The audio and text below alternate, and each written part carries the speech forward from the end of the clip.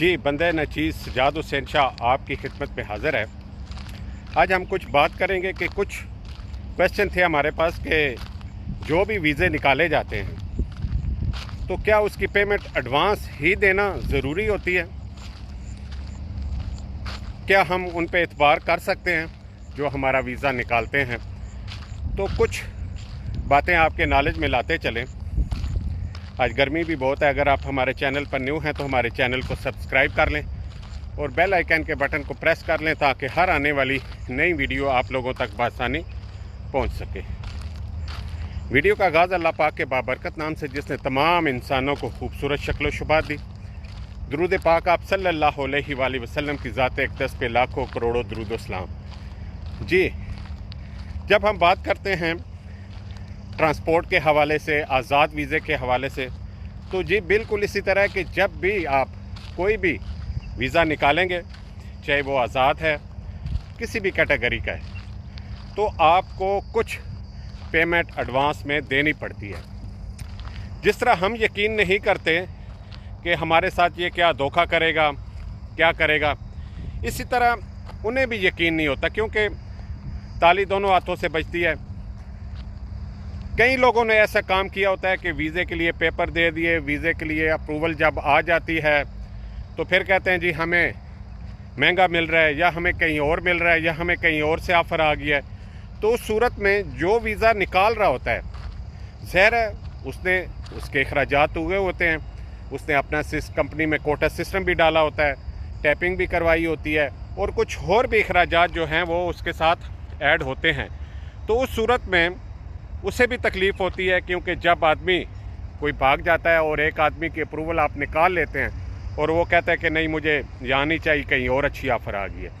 अच्छी ऑफ़र तो नहीं होती है। दर हकीकत में हम लोग बिज़नेस करते हैं और दूसरे लफ्ज़ों में हम हमेशा सस्ते की तलाश में रहते हैं, और सस्ते की तलाश में ही रहने की वजह से हम बहुत कुछ गंवा भी देते हैं। हमारे सामने कितनी ऐसी मिसालें हैं, जो लोग बहुत शरीफ थे, शरीफ बनते थे, पेपर दिए, जब वीज़ा अप्रूवल हो गया तो फिर कहा नहीं हमें तो सऊदीया से ऑफ़र आ रही है, हमें तो फ़लानी जगह से ऑफ़र आ रही है। तो वो बंदे भी जो है जिसने निकाला होता है, ज़ाहिर है उसको भी तकलीफ़ होती है।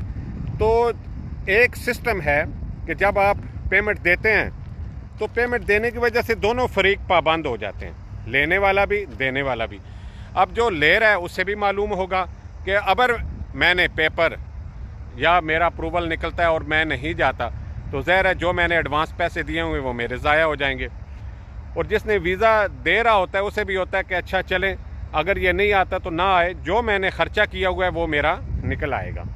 तो लिहाजा हाँ, ये नहीं कह सकते कितनी पेमेंट है। अगर आप किसी के साथ भी आपकी डील बनती है वीज़े की 8,000, 8,500 जो भी रेट चल रहा है मार्केट में, तो आप उसे कहते हैं हाँ भाई मैं 30% आपको एडवांस देता हूँ, 30% जब वीज़ा निकलता है तब देता हूँ, 30% जो रह गया वो मैं आपको मेडिकल या एमिरेट्स आईडी कार्ड जब बन जाएगा तब दूंगा। तो ये एक आप उसके साथ म्यूचुअल जो है एग्रीमेंट कर लेते हैं कि इस सूरत में मैं आपको पेमेंट देता रहूँगा।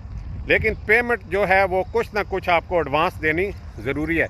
बाकी मैं हमेशा कहता हूँ कि वीज़े निकल रहे हैं, 100% बैन नहीं है पाकिस्तानी वीज़ों पे।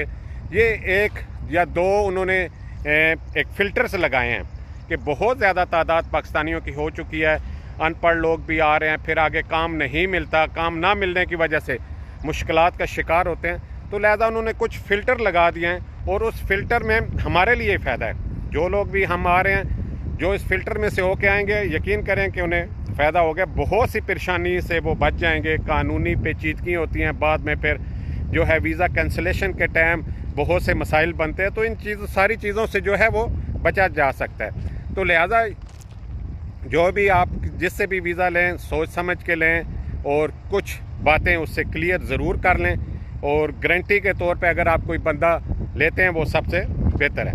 हमेशा की तरह हमारी दुआएं आप लोगों के साथ हैं। अल्लाह पाक आपको खुश व खुर्रम रखे। हमें दें इजाज़त इससे अगली वीडियो तक। अल्लाह हाफिज़, अल्लाह निगहबान।